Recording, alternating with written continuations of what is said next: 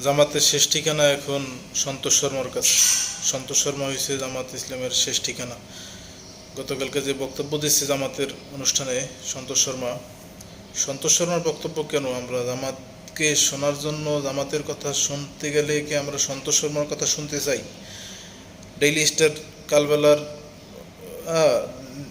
এই যে daily star, তারপরে প্রথম আলো, হ্যাঁ, এই সমস্ত পত্রিকার সম্পাদকরা মানে কি মিডিয়া? এরা সন্তোষ শর্মা আর মাহফুজুর রহমান মানে কি বাংলাদেশের প্রগতিশীলতা? এরা মানে কি বাংলাদেশের কূটনীতি? কি বুঝলাম? জামাত ইসলামের মঞ্চে এসে তারা বক্তব্য দিল, জামাতকে সার্টিফিকেট দিল, তার মানে কি তারা সার্টিফিকেট দাতা হয়েছে? তাদের কাছ থেকে সার্টিফিকেট নিয়ে ইসলাম জয় করতে হবে? ইসলাম বিজয় হবে কি সন্তোষ শর্মাদের মতন মোনাফেকদের বৈধতা দ্বারা? জামাত ইসলামের বিভিন্ন প্রোগ্রামে আরও অনেক হিন্দু ভাইয়েরা তো বক্তব্য দেয়, তাদের বক্তব্য শুনলে তো আমাদের শরীর জ্বলে না। তারা তো দেশকে ভালোবাসে। সন্তোষ শর্মা তো বাংলাদেশের কেউ না, সে বাংলাদেশের দেশদ্রোহী। তারা কিভাবে অ্যালাউ করে? প্রথম আলো, ডেইলি স্টার, তারা দেশদ্রোহী। তারা কিভাবে জায়গা পায় জামাতের মঞ্চে? তাহলে এই জামাতকে আমরা দেখতে চাই? জামাত ইসলাম কি মনে করে যে যারা জনশত্রু তাদের সামনে তাদেরকে তারা সমীহ করলে আমরা তাদেরকে গ্রহণ করব? জামাত ইসলাম আমার কাছে বৈধতা পাবে তাইলে? আমি তো পারবো না তাকে বৈধতা দিতে। জামাত ইসলামকে আমি বিন্দুমাত্র বৈধতা দিতে পারবো না যদি তারা সন্তোষ শর্মা আর প্রথম আলো, ডেইলি স্টারের উপরে ভর করে তারপরে রাজনীতি করতে চায়। রাজনৈতিক অনেক কূটকৌশল দেখাইতে পারেন, বুঝাইতে পারেন, কিন্তু আপনার জনগণের পালস যদি আপনি বুঝতে কষ্ট হয়, তাইলে আপনার ফলাফল আপনি পাবেন খুব তাড়াতাড়ি। ঠিক আছে, আপনি পেয়ে যাবেন খুব তাড়াতাড়ি ফলাফল।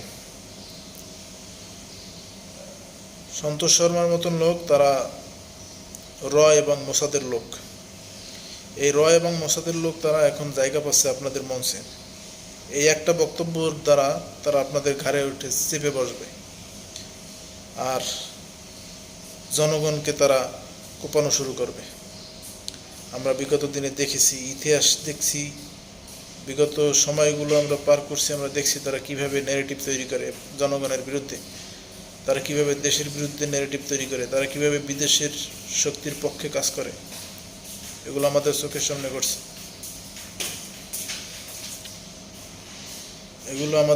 সামনে ঘটছে। নাকি আপনারা নতুন নতুন পলিসি, আপনাদের কি পরামর্শ দেয় এইসব? জামাতের আমিরকে বলবো, আপনি কি জনসাধারণের জন্য রাজনীতি করতে চান? ইসলামের জন্য রাজনীতি করেন।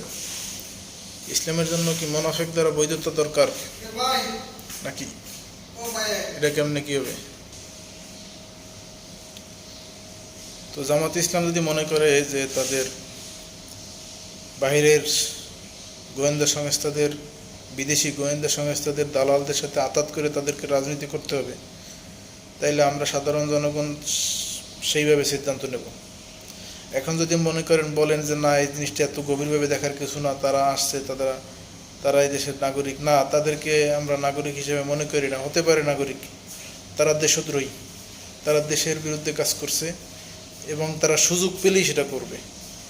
এখন আপনারা সুযোগ করে দিচ্ছেন, আপনার মঞ্চে তারে জায়গা দিয়ে তারে সুযোগ করে দিচ্ছেন, এটা স্পষ্ট। আপনার মঞ্চে তাকে জায়গা দিয়ে তারে সুযোগ করে দিচ্ছেন কাজ করার।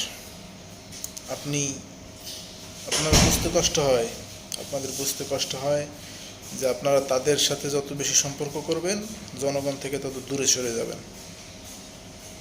আপনারা প্রথম আলো, ডেইলি স্টারের কাছে যত যাবেন তত জনগণ থেকে দূরে সরবেন। বিএনপির অবস্থা দেখেন না? প্রথম আলো, ডেইলি স্টারের জন্য কাজ করার ফলে তাদের অবস্থা কি হয়েছে বুঝে আসে না আপনাদের? আপনারা এখন কালবেলা সম্পাদক সন্তোষ শর্মা, তার কাছে যেয়ে আপনাদের লাইসেন্স নিতে হচ্ছে। ধিক্কার জানাই আমি সাধারণ জনগণ হিসেবে, আমি একজন সাধারণ প্রবাসী হিসেবে আপনাদের প্রতি থুথু দেই। সত্যিই আমি এত বেশি ব্যথিত হয়েছি। আমি জামাতের একজন সমর্থক, আমি মনে মনে সমর্থন করছিলাম, আমি জামাতকে পছন্দ করি এখনও। তারা যদি ভুল পথে হাঁটে তাহলে সেই জায়গা মন থেকে তারা সেই জায়গাটা হারাবে। প্রত্যেক জনগণের কাছ থেকে, জনগণের মন থেকে তারা সেই জায়গাটা হারিয়ে ফেলবে।